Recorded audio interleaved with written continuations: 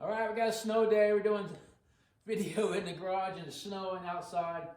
But anyway, we're doing a sciatic tensioning and sciatica gliding technique. So I need to get some feedback from my client. So I'm going to bring the hip up in the hip flexion, keeping the knee, trying to keep it locked, and waiting for him to notice that he's got feedback coming back here. Is that good, Zach? Yes. All right. So I want to dorsiflex the foot. So I bring his toe towards his nose, and that should increase tension back here behind his knee. Yes? Yes. All right.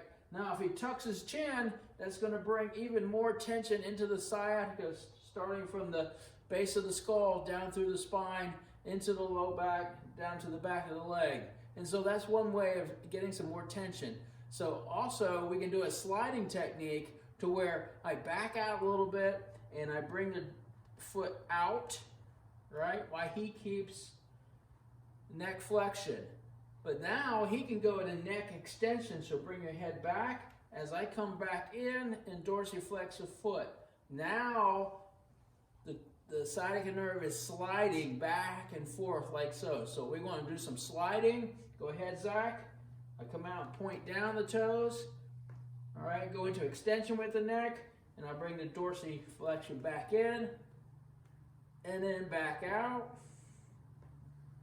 Good. So you can do that several times. Good.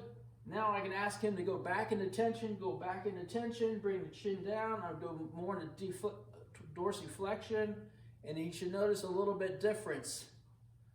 All right, so you can play back and forth, sliding and tension technique. Have a great day.